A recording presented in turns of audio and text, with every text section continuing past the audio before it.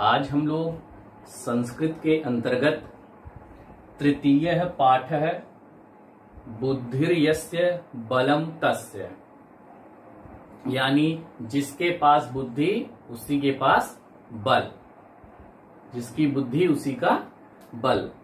तृतीय पाठ है, तीसरा पाठ बुद्धिर्यस्य बलम तस्य, जिसकी बुद्धि उसी का बल। आइए इस पाठ को पढ़ने से पहले हम इस पाठ का उद्देश्य जान लेते हैं। इस पाठ का उद्देश्य क्या है? उद्देश्य है बुद्धि और बल के महत्व को जानना। तो हम लोग इस पाठ को जो पढ़ेंगे तो हमें यह पता चलेगा कि बुद्धि और बल किसका महत्व होता है, उसको हम जानेंगे। आइए अब हम पाठ का वाचन करते हैं। ब्रह्मवने कर्पूर तिलकः नाम एकः गजः वसति स्म, तत्र केचन श्रृंगाला अपि प्रतिवसन्ति स्म। एकदा तेषु एकः श्रृंगालः अवदत्, यदि वयम् एतं गजं मारयेम तर्हि मासं यावत् वयं खादितुं शक्नुयाम। तदा तेषु एकः वृद्धः श्रृंगालः अवदत्, अहं बुद्धिर्बलेन निश्चयेन तं गजं मारयिष्यामि इति। आइए इसका हिंदी अनुवाद जानते हैं। ब्रह्म नामक वन में, यानी ब्रह्म वन में कर्पूर तिलकः नामः एकः गजः वसति स्म है। कर्पूर तिलक नाम का एक हाथी रहता था। तत्र केचन श्रृंगाला अपि प्रतिवसन्ति स्म है, वहां कुछ सियार भी रहते थे। तत्र केचन, केचन मतलब कुछ, श्रृंगाला यहाँ पे देखिए श्रृंगाला मतलब एक श्रृंगाल, श्रृंगालाह तो बहुवचन है, तो कुछ सियार यानी उससे जायक से ज्यादा। तत्र केचन श्रृंगाला अपि प्रतिवसन्त स्म है, वहां कुछ सियार भी रहते थे। एकदा एक बार, तेषु एक श्रृंगालः अवदते, उनमें से एक सियार बोला, क्या कहता है? यदि वयम एतम गजम मारयेम तर्हि मांसम यावत वयम खादितु शक्नुयाम।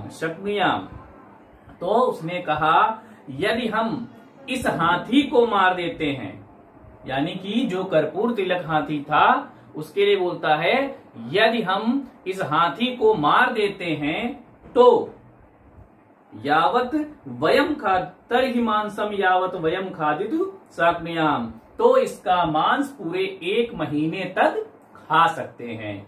तो वहां पर उसने कहा कि यदि हम इस हाथी को मार देते हैं तो हमें पूरे 1 महीने तक मांस इसका खा सकते हैं। तदा तेषु एकः वृद्धः श्रृंगालः अवदत्, तब, तदा मतलब तभी, उनमें से एक बूढ़े सियार ने कहा, क्या कहा? अहम बुद्धिर्बलेन निश्चयेन तम गजम मारिष्यामि इति, हम अपनी बुद्धि शक्ति से इसे अवश्य मार सकते हैं। यदि हम अपने बुद्धि का प्रयोग करते हैं तो इसे हम अवश्य मार सकते हैं। तब क्या होता है? तदंतरम गजम अन्वेषयन् सह गज समीपम गत्वा तम साष्टांगम नमस्कृत्य अवदत्, हे गजराज मयि दयस्व है। तब क्या होता है कि तब हाथी को ढूंढकर वह उसके पास जाकर नमस्कार कर बोला। तब वहां से श्रृंगाल एक सियार जाता है और वहां पर जो होते हैं तब वो लोग जाते हैं और उस हाथी के पास पहुंचकर वहां पे साष्टांग नमस्कृत अवदत्, उन्हें दंडवत प्रणाम करके, दंडवत नमस्कार करके क्या बोलते हैं? क्या बोलते हैं? हे गजराज मयि दयस्व, हे गजराज मयि, मयि मतलब मेरी, दयस्व मतलब रक्षा करो, हे गजराज मेरी रक्षा करो। तब क्या होता है? गजः श्रृंगालः पृष्ठवान को अपि त्वम अत्र किमर्थम आगतवान। तो गज ने यानी हाथी ने सियार से कहा, क्या सियार को देखकर बोला, कौन हो तुम, यहाँ किस लिए आए हो? कौन हो तुम और यहाँ किस लिए आए हो? तदा श्रृंगालः अवदत्, वने जन्तवः वसन्ति किंतु को अपि राजा तेषां नास्ति। तब सियार ने कहा कि वन में बहुत से जंतु हैं, वने जंतवः वसन्ति किंतु, ठीक है, तो उसने कहा इस वन में बहुत से जानवर रहते हैं, इस वन में बहुत से जानवर रहते हैं, किंतु पर कोवपि राजा तेषाम नास्ति, लेकिन उनका कोई भी राजा नहीं है। ते राजनम बिना जीवितुम न शक्तिवन्तु अतः ते सभां कृत्वा मा सूचितवन्त यत् यदि गजराजः अस्माकं राजा भवेत् तर्हि वरम् अहं तेषाम् एव संदेशः नीत्वा अत्रागतो अस्मि। तो और वे राजा के बिना ते राजा नाम बिना जीवितिम न शक्तिवन्तु, तो और वह राजा के बिना जीवित नहीं रह सकते। कहने का मतलब क्या है कि वन में बहुत से जानवर रहते हैं लेकिन उनका कोई राजा नहीं है और राजा के बिना वह जीवित नहीं रह सकते हैं। अतः ते सभाम कृत्वा मां सूचितवन्तः यत्, अतः उन्होंने सभा करके मुझे सूचित किया है। कृत्वा मां सूचयन्ति, मां मतलब मुझे सूचितवंत है, मुझे सूचित किया है। यतः यदि गजराजा अस्माकं राजा भवेत् तर्हि वरम्, यदि गजराज हमारे राजा बन जाए तो अहम तेषाम एव, यदि गजराजा अस्माकं राजा भवेत् तर्हि वरम, यदि गजराज हमारे राजा बन जाए तो बहुत अच्छा हो। अतः अहम तेषाम एव संदेश नीत्वा अत्रागतो अस्मि, अतः मैं उनका संदेश लेकर यहां तक आया हूं। अब देखिए आगे क्या होता है। कर्पूर तिलकः एतत् श्रुत्वा प्रसन्नः अभवत्, तस्यानुरोधम् अंगीकृत्य सः तम् अनुसुतवान्, सः चतुरश्रृंगालः तं कर्पूर तिलकम् एकस्य गर्तस्य समीपम् अनयत्। तो कर्पूर तिलकः एतः श्रुत्वा प्रसन्नः अभवत्, अब वह जो हाथी था कर्पूर तिलक इस बात को सुनकर बहुत प्रसन्न हुआ। तस्यानुरोधम अंगीकृत्य सः तम अनुसृतवान्, और उसके अनुरोध को सुनकर उस सियार के पीछे चल पड़ा। तम अनुसृतवान, ठीक है, तो उसके पीछे वह चल पड़ा। फिर है सह चतुरः श्रृंगालः तम कर्पूर तिलकम एकस्य गर्तस्य समीपम अनयत्, और वह चतुर श्रृंगाल यानी वह चतुर सियार जो है उसे यानी गज को एक गड्ढे के समीप, गर्त मतलब गड्ढे, एक गड्ढे के समीप ले गया।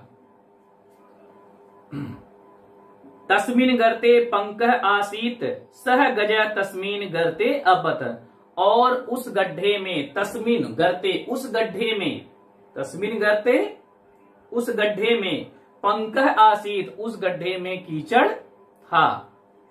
और क्या होता है, सह गज तस्मिन् गर्ते अपतत, वह गज यानी वह हाथी उस गड्ढे में जिसमें कीचड़ था उस गड्ढे में अपतत गिर गया। उस गड्ढे में गिर गया। तब क्या होता है, सह श्रृंगालम अवदत रक्षतु मां, तदा सह धूर श्रृंगाल उच्चय हसन अवदत मम पृच्छम गृहीत्वा गर्तात् बहि आगच्छ। जब वह हाथी कीचड़ में गिर जाता है, उस गड्ढे में गिर जाता है, तो उसने सियार से कहा, सह श्रृंगालम अवदत, तो उसने सियार से कहा, क्या कहा, रक्षतु मां, मेरी रक्षा करो, मुझे बचाओ। तदा सह धूर्त श्रृंगालः उच्चै हसन अवदत्, तब जो है वह धूर्त सियार ने ऊंचे स्वर में हंसना शुरू किया, ऊंचे स्वर में हंसते हुए कहा, अवदत्त उच्चै हसन अवदत्त। तब उस सियार ने, तब उन सियारों ने क्या किया, ऊंचे हंसते हुए कहा, क्या कहा, मम पृच्छम गृहीत्वा गर्तात् बहि आगच्छ, कि मेरी पूंछ पकड़कर, मम पृच्छ है मेरी पूंछ पकड़कर इस गड्ढे से बाहर आओ। तो किस प्रकार से वह मजाक करता है कि तब मेरी, तदा सह धूर श्रृंगाल अवदत, तब उस तदा स धूर श्रृंगाला उच्चे हसन औदत मम पृच्छम गृहीत्वा गर्ताद बहि आगच्छत। तब हाँ, उसने हंसते हुए स्वर में कहा कि तुम मेरी पूंछ पकड़कर इस गड्ढे से बाहर आओ। फिर क्या होता है, तदा कर्पूर तिलक अवच्छत यतः स श्रृंगालेन वंचत इति अतः उच्यते बुद्धिर्यस्य बलम तस्य। तो क्या होता है कि उसने कहा, क्या कहा, तदा कर्पूर तिलकम अवगच्छत यतः सह। तब कर्पूर तिलक समझ गया कि वह यतः स श्रृंगाल वंचित, वह सियार द्वारा ठगा जा चुका है। तब उसके को समझ में आता है कि मैं जो हूं सिगार के द्वारा ठगा जा चुका हूं। अतः उच्चते, इसीलिए कहा गया है बुद्धिर्यस्य बलम तस्य। अतः कहा गया है जिसके पास बुद्धि है उसी के पास बल है। प्यारे बच्चों, तो यह बहुत ही अच्छी कथा थी, बुद्धिर्यस्य बलम तस्य। तो इस पाठ का सभी लोग कठिन शब्दार्थ जो कि गृह कार्य में आप लोग अपनी कॉपी में करोगे। इसके अलावा जो भी एक्सरसाइज आपकी बुक में यानी अभ्यास कार्य आपकी बुक में दिया हुआ है, सभी अभ्यास कार्य को आप लोग करोगे। इसके बाद मैं आपका जो भी अभ्यास कार्य होगा उसको मैं चेक करूंगा। तत्पश्चात मैं आप लोगों के पास इसका नोट्स भेजूंगा, जिसे आप मिलान करके अपनी कॉपी में और अपनी बुक में एक्सरसाइज फिल करोगे। धन्यवाद।